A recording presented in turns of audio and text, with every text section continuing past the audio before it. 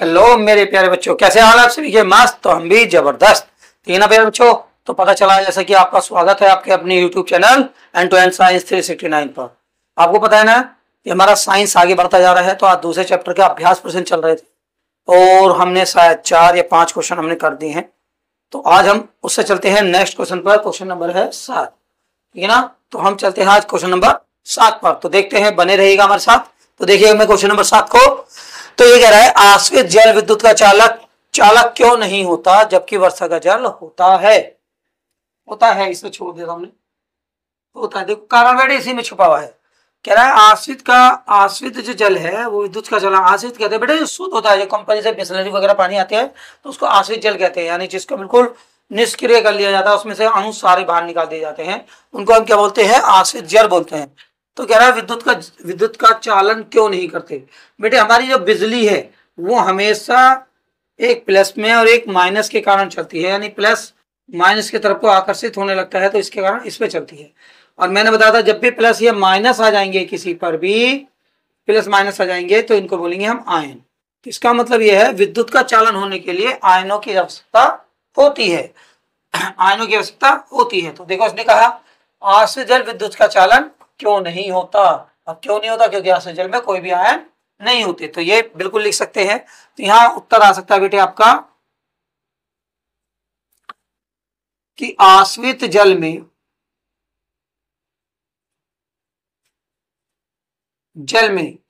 कोई भी आयन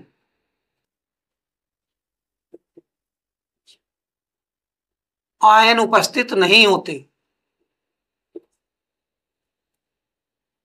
उपस्थित नहीं होते नहीं होते इसलिए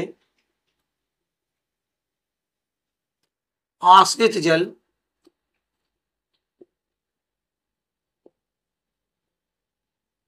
विद्युत का चालन नहीं करते।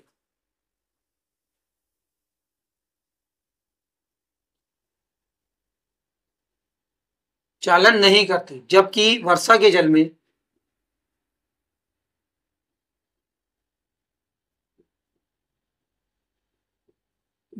अनेक प्रकार के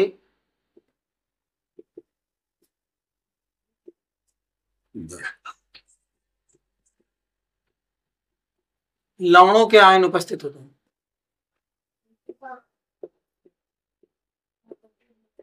लवणों के आयन उपस्थित होते हैं,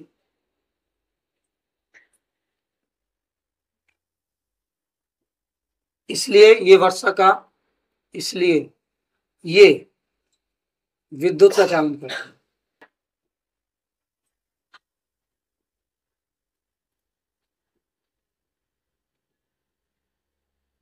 विद्युत का चालन करते हैं। समझ में आ गया ना बच्चों? यानी आयन होंगे तो विद्युत का चालन होगा, आयन नहीं होंगे तो विद्युत का चालन नहीं होगा। आप देखते हैं आगे वाला। ये कह रहा है अगला क्वेश्चन नंबर 8, जल की अनुपस्थिति में अम्लों का व्यवहार अम्लीय नहीं होता क्यों। तो बेटा जल की अनुपस्थिति में अम्लों का व्यवहार अम्लीय नहीं होता, यानी अम्लीय व्यवहार होने के लिए हाइड्रोजन आयन का नहीं होता। यानी अम्लों का व्यवहार अगर हमें दिखाई देगा, अगर जिसमें H+ आयन होंगे तो वही हमारा अम्ल होगा। ये बताया था ना हमने, H+ आयन अगर उपस्थित होते हैं तो वही क्या कहलाता है? हमारा अम्ल कहलाता है। लेकिन अगर हम इसको अपघटित नहीं कर सकते, और ये अपघटित कब होगा? जल की उपस्थिति में, यानी जल डालेंगे तब ये आयनों के रूप में टूटेगा अपना लगभग। तो यहाँ पर होगा हाइड्रोजन, तो इसलिए जल की उपस्थिति में होगा। लेकिन यहाँ जल उपस्थिति नहीं है, तो इसका मतलब लिख सकते हैं, उत्तर आ गया बेटे आपका जल की अनुपस्थिति में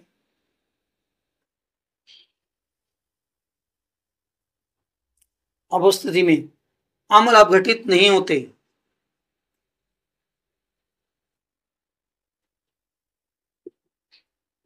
अपघटित नहीं होते, जिस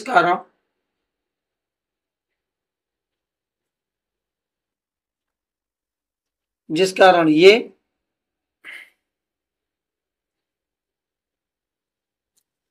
H+ आयन नहीं देते।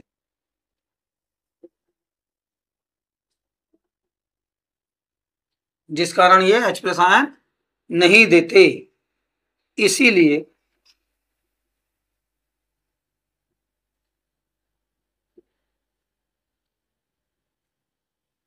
इसलिए ये अम्लीय व्यवहार नहीं करते।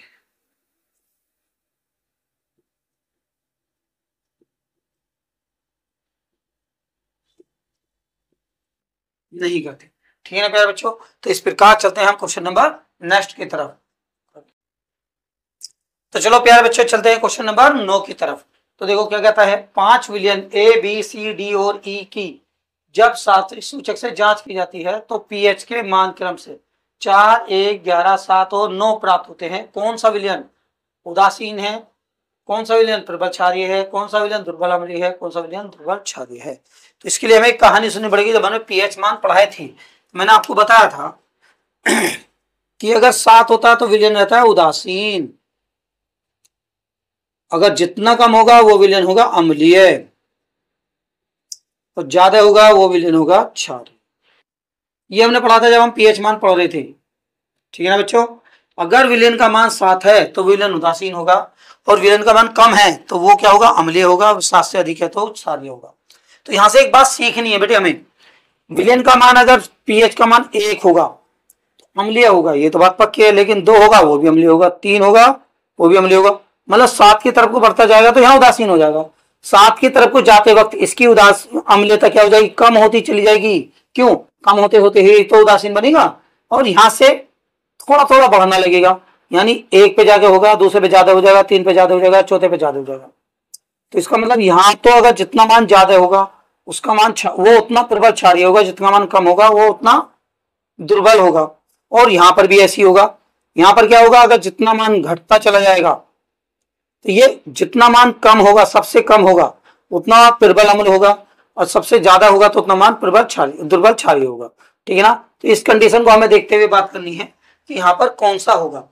ठीक है ना प्यारे बच्चों, जो चलते हैं बेटे। तो पहले क्या था, उदासीन विलयन, कौन सा विलयन उदासीन है, तो बताओ इसके आगे ही लिख देते हैं हम, कौन सा विलयन उदासीन है जिसका मान 7 है, 1, 2, 3, 4, चौथे नंबर पे 1, 2, 3, 4, डी का मान 7 है तो डी विलयन उदासीन है। डी विलयन, या पर डी विलयन डाल दो, इससे आगे जाओ। ठीक है ना भैया बच्चों, प्रबल क्षारीय है, प्रबल क्षारीय मतलब यह है कि 7 से सबसे अधिक होना चाहिए, जो सबसे अधिक होगा वही आपका प्रबल क्षारीय होगा। तो देखो सबसे अधिक क्या, 11, 11 तीसरे नंबर पे, 1, 2, 3, 1, 2, 3, 3 कौन से नंबर पे आ रहा है, सी, तो बेटे कौन सा रहेगा, सी विलयन। चलिए बॉस अब आगे चलते हैं। ठीक है ना, दुर्बल अम्लीय, दुर्बल अम्लीय क्या होगा, जो 7 के नजदीक होगा, यानी 7 से थोड़ा घना कम होगा। देखिए 7 से कौन सा कम होगा, 4, कौन सा कम होगा बेटे, 4, 1, 9। प्रबल प्रबल सॉरी दुर्बल अम्लीय है, दुर्बल अम्लीय जो 7 के करीब होगा वही हमारा दुर्बल अम्लीय होगा। कौन सा बेटे 7 के करीब, हमारा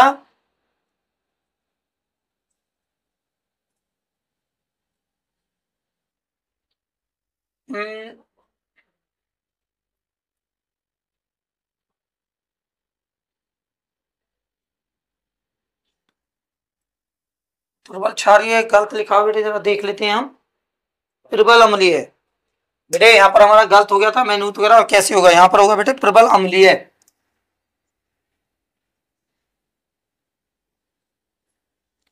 ठीक है ना बेटे, प्रबल अम्लीय कौन सा है, प्रबल अम्लीय होगा जिसका पीएच मान सबसे कम होना चाहिए। पीएच मान सबसे कम कौन सा, 1 का, तो बी का।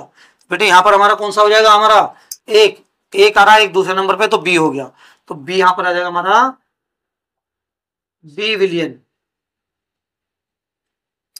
दुर्बल क्षारीय कौन सा रहेगा बेटे, दुर्बल क्षारीय कौन सा रहेगा,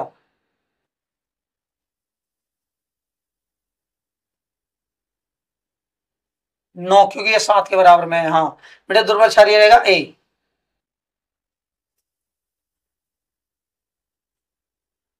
ए विलियन। ठीक है ना बेटे, सबके आंसर हो गए इस प्रकार। अब देखते हैं यहाँ पर हमारा ये कह रहा है पीएच के मानों को हाइड्रोजन आयन की सांद्रता के आरोही क्रम में व्यवस्थित कीजिए। आरोही क्रम में मतलब बढ़ते क्रम में।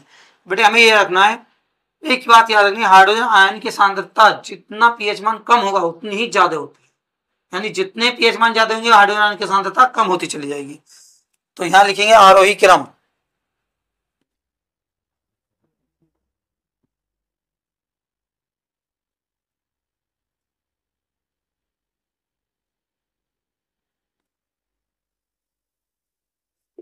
आरोही क्रम। बेटे हमें ये देखना है कि सबसे कम सबसे अधिक कौन है, 11। तो हमारा 11 रहेगा क्योंकि हाइड्रोजन की सांद्रता कम रहेगी। तो 11 कौन सा नंबर पे, 1 2 3 सी।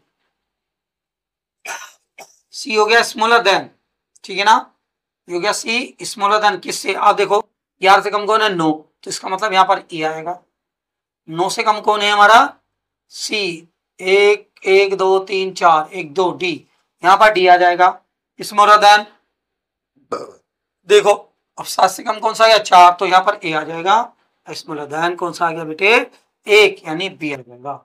इस प्रकार हमारा ये रहेगा आरोही क्रम, ठीक है ना।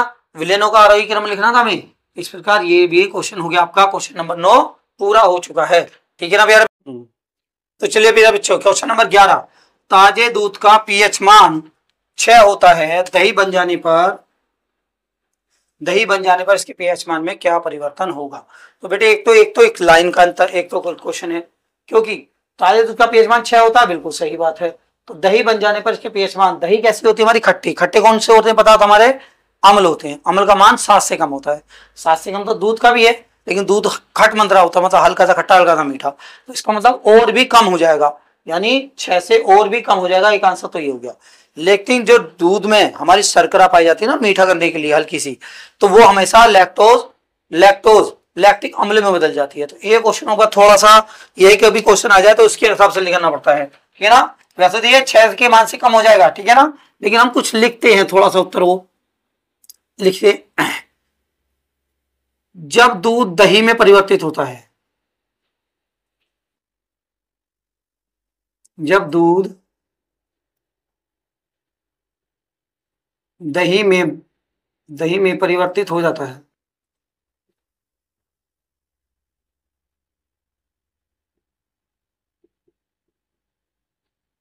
जब दूध दही में परिवर्तित हो जाता है तो दूध की शर्करा,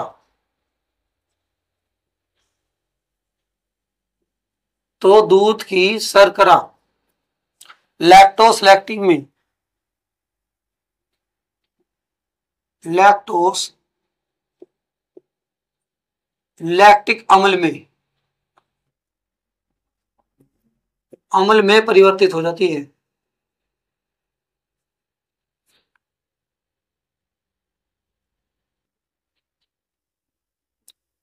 अम्ल में परिवर्तित हो जाती है, जिससे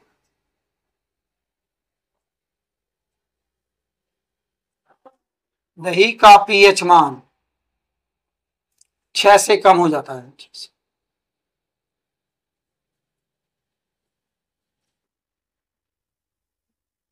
फिर बेटे बस हमें याद रखना कि शर्करा, दूध की शर्करा किस में बदलती है, लैक्टोस लैक्टिक अम्ल में बदलती है, ठीक है ना। तो क्वेश्चन नंबर चलते हैं 12 की तरफ, 12 की तरफ चलते हैं, देखते हैं क्या कहता है। ये कह रहा है प्लास्टर ऑफ पेरिस को आदर्शता रोधी बर्तन में क्यों रखा जाना चाहिए। देखो वैसे तो क्वेश्चन मैंने आपको करा रखा है, हमने बताया था कि जो पीओपी होता है पानी से क्रिया करके कठोर पदार्थ जिप्सम बना लेता है, जो किसी काम का नहीं होता, ठीक है ना। इसलिए हम इसे क्या में रखते हैं, आदर्शता रोधी बर्तन में रखते हैं, ताकि वहां पर नमी जा ना पाए, ठीक है ना। इसी बात को तो लिखेंगे बेटी, इसी बात को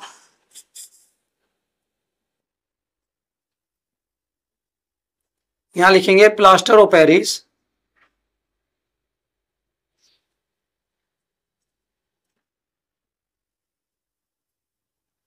पेरिस जल से क्रिया करके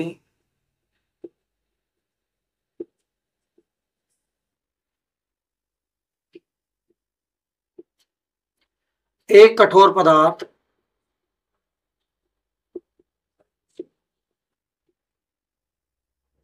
जिप्सम बना लेता है,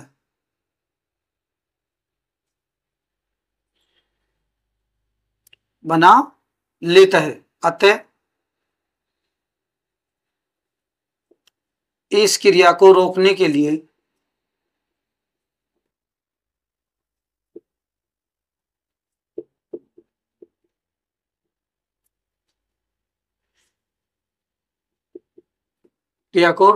प्लास्टर ऑफ पेरिस को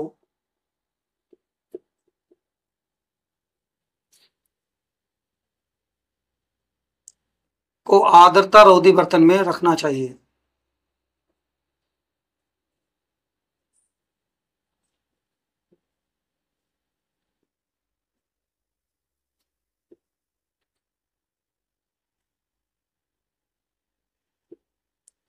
बर्तन में रखा जाना चाहिए। ठीक है ना प्यारे बच्चों। तो इस प्रकार बाकी जितने 2 क्वेश्चन आपके बचे हैं वो सारे मैंने नोट्सों में लिखवा रखे हैं। आपको नोट्सों में करना उदासीन अभिक्रिया, उदासीनीकरण अभिक्रिया वो नोट्सों में लिखवा रखी है। और अगला क्वेश्चन होगा आपका धावन सोडा और बेकिंग सोडे के 2 उपयोग, ठीक है ना, वो सारे हमारे नोट्सों में है। तो इसलिए आप वहां से नोट्सों से देख सकते हो चुका है। अब अगला वाला पार्ट चलेगा आपके नेक्स्ट वीडियो में, जिसका नाम है धातु, धातु, अधातु और उपधातु। ठीक है, तो मिलते हैं आपकी नेक्स्ट वीडियो में, तब तक के लिए बाय।